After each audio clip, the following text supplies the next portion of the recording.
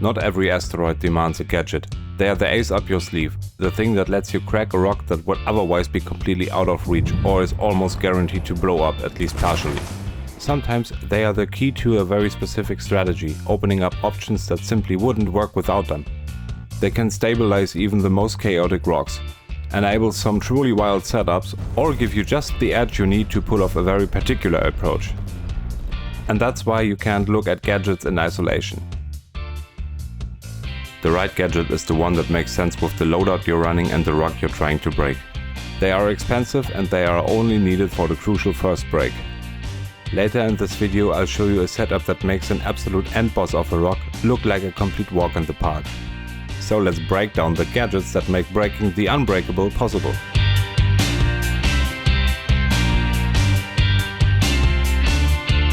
Before we get into the gadgets themselves, let's quickly cover how to actually use one and how to evaluate which one is the right one for the rock you're facing.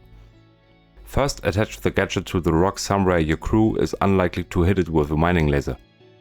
Once it's attached, you'll see two waveforms. The white waveform is the rock's signature. The green waveform is your gadget. Your job is to make the green waveform match the white one using 3 controls. Once you've got those 3 controls close enough, fine-tune those 3 controls until the accuracy reaches 90% or more. Legend has it that you can actually hear the gadget humming at the frequency shown by the waveform, and legend has it that one day CIG might let us hear it too.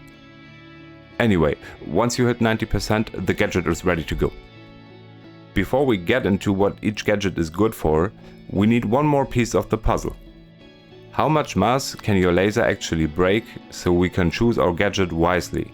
There's a rough formula the mining community uses for this. Laser power minus resistance times 5. And I need to emphasize what I already said in a previous video. This is a rough estimate, not an official formula. The multiplier is apparently higher than I originally thought. And this really matters when we start choosing a gadget. Because before we slap a Sabir onto a rock just because it reduces resistance, we should first ask, do we actually need it? Or can your laser and modules already handle the mass? And that brings us to our first gadget, Boremax. Instability has a fixed value on the rock rather than being a percentage. So if a rock has 1000 instability, Boremax removes 70% of that value, leaving you with just 300. That gives you a huge amount of control. And since this makes it much easier to keep more material intact, Boremax is nice enough to sort some of that material for you as well. Its second step, the cluster modifier, increases the chance that the smaller fragments created after the first break of the parent rock will separate into the same materials by 30%. This is especially useful if you're only interested in high quality ore and would leave everything else behind anyway. Fewer fragments to break means less stuff to deal with. It won't save you a huge amount of time though. Getting a gadget up and running takes long enough that the cluster modifier bonus is more of a nice side effect than the reason you bring Boremax. The real reason to use Boremax is obvious.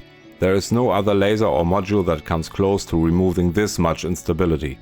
So if you decide that Boremax is what you need, there's only one question left.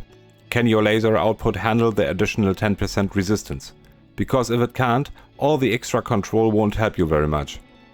And that brings us to Optimax. Optimax has the strongest cluster modifier in the game. And as of right now, this is actually a stat that you can only influence through gadgets. On top of that, Optimax reduces resistance by 30%. That's a lot.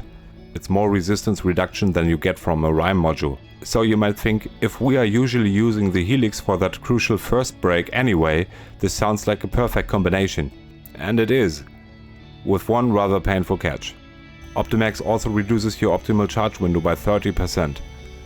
Combined with the Helix, that makes this setup almost impossible to use solo. If your goal is to cleanly crack a less massive, highly resistant rock, Optimax becomes much more interesting.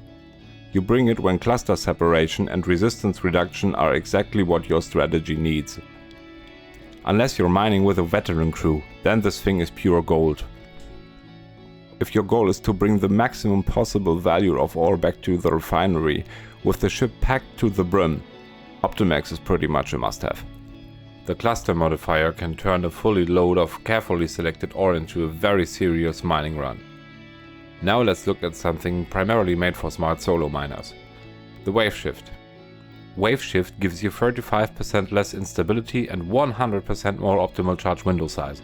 If you already know that your laser has enough power to deal with the rock's mass and resistance, but you want to make absolutely sure that the rock breaks cleanly, you won't find a better support gadget.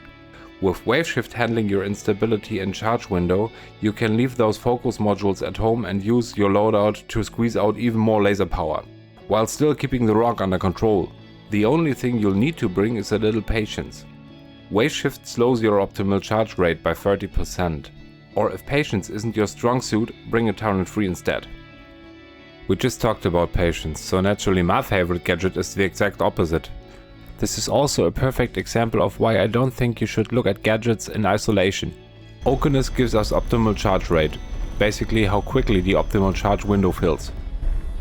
A friend of mine and I played around with this, using a Hofstede laser which already gives us additional optimal charge rate, combined with the turret 3 and the torpid module.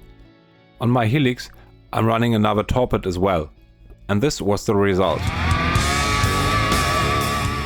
Guck dir die Laderate an. Oh Gott. And no, the footage was not sped up.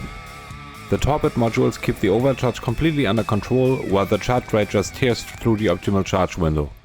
I'd say that qualifies as a strategy. I don't know of anything better for this kind of setup in a duo. But even solo, you can get close to these results with carefully chosen equipment. It also gives you plus 50% optimal charge window size, which makes it a good match with the Helix. The minus 20% cluster modifier? That's a problem for later. And after the first break, it's a pretty manageable one. Now let's get to the reason I really wanted to make this video, Stalwart. The most positive thing I've heard other miners say about the Stalwart so far is they didn't know it existed. So let's find out what very niche use this thing has to offer. First of all, Stalwart is the only gadget that completely fills up my beautiful overlays, because unlike the others it comes with an additional trait. And as someone who likes to understand the needs of solo miners, that immediately gets my attention. To really understand Stalwart, I think we have to compare it to something we just looked at. Okunis.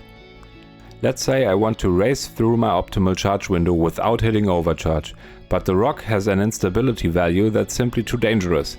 Instead of Okunis, Stalwart gives me plus 30% optimal charge rate, minus 30% instability, and plus 30% cluster. You give up 30% of your optimal charge window size, but in return you get that additional control over instability. And it's also a little bit like a mini Boremax, if you absolutely cannot afford to increase the rock's resistance. This reminds me a little of the XTR-XL module, which also gets an extra trait compared to the normal passive modules.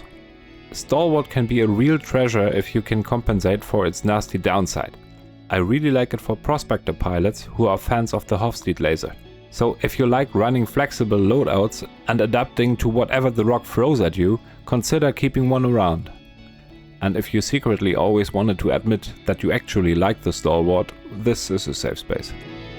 Alright, enough with the safe space, because our next gadget is probably the riskiest and arguably the most powerful gadget in the lineup, Sabir. With Sabir, you should always ask yourself one question first. Do I actually need it?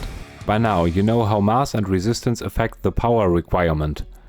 So if you've squeezed everything you can out of your mighty Helix, stacked your modules, and still falling short of the power required to even get the rock charging, slap a Sabir on it.